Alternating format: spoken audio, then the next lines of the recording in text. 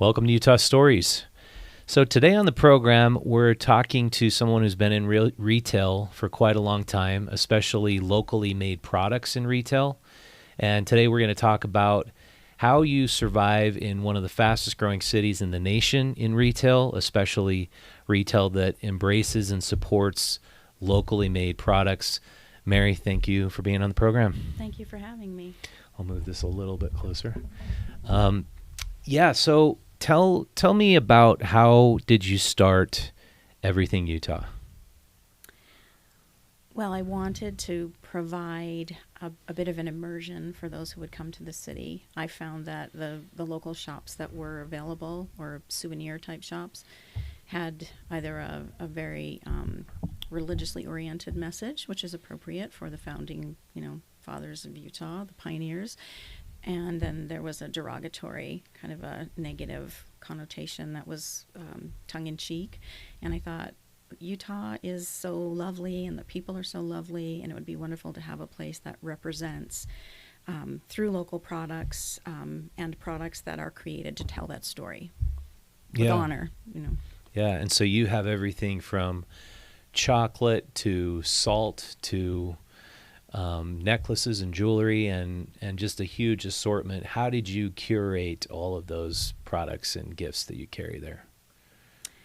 When I felt inspired to do this project, I was so fortunate to have had a pool of very talented acquaintances. I lived in Alpine, Utah for about 12 years, and I was surrounded by local artists. And that I didn't know as part of my journey was going to be such a gift to me. And my acquaintances with those artists taught me to connect with others who were just starting out, as well as those that were really prominent artists. So that gave me kind of the fuel to reach out and say, hey, would you like to do this? Would you like to try this with me? Artists in terms of painters and things like that? Right, sculptors, painters. I had, when we first started out, my dear friend has passed away now, but we had bronze sculptures that we offered that were just beautiful, beautiful. Wow. And so did you have a retail background? Yes, lots of retail. Yeah. It was a great way to be able to provide for the kids and, just enjoy staying on trend and with people who enjoyed working hard, because it's a hard gig. Mm-hmm. What was your previous retail experience? Years ago, I was with Nordstrom. I was with a couple of different jewelry companies and worked in design and sales for fashion and high-end jewelry. Mm-hmm. And those were really fun experiences for me.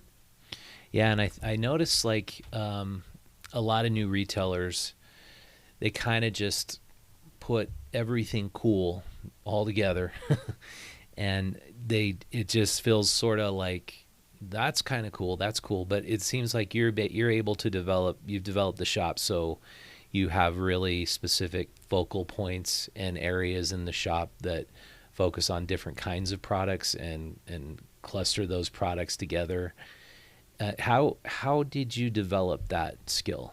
Did you just put a lot of thought into it? Or Thank you for noticing that. When the idea came to me to move forward with Everything Utah, I thought I'd like it to be an immersion. So if I can find a collection of items that tell the story of a specific, admittedly, area of interest to me, then it'd be much more immersive. So that's how that started. And I have still in my mind many, many little stops along the way that I'd love to bring to fruition. But I thought, okay, let's tell the story of the lake in the best way we can. And let's tell the story of the national parks. Let's tell the story of the little fun facts of Utah, how the seagull became the state bird, that kind of thing. And it's been told through various lenses, and that was one of the things that I wanted to do, was to be able to share the stories through, again, various lenses. So multiple artists showing how these stories, tales, historical facts have influenced and come to fruition in their minds, and how they show how that adds to their life as a Utahn. Yeah, and I think that immersive experience is the key, really, because anybody can go on Amazon, click on stuff, put it in the cart, and you're going to have it the next day. And that convenience and ease, of course, draws millions of people. But then your question is, how do you get people out of their hotel room or out of their house to visit a shop these days? And so that was very premeditated on your part to do that then, huh? Thank you. Yeah, it was really something that I played with the idea, and then as I started with the first shop at the Gateway, it was so small, we had limited space, but I thought of the things that were introduced to me as someone who moved to Utah 34 years ago. I thought of those things and looked for an opportunity to tell the stories about what was so influential in the lives of Utahns that they were proud enough to share those stories. So that's where some of the ideas came from.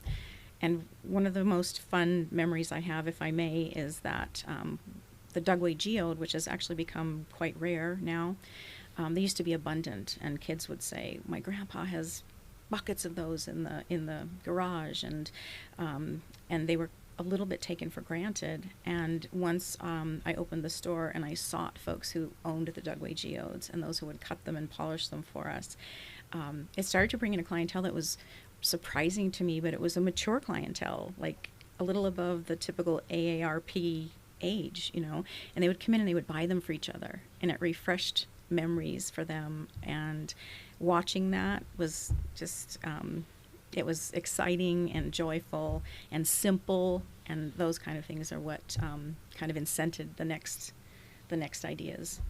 Just seeing that they really matter. They were mentioned and they matter.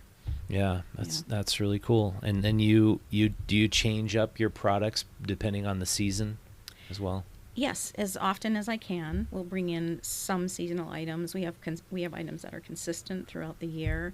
I have some wonderful artists who supported my energies and efforts when we first started, and I bought the rights to their, the reproduction for various items.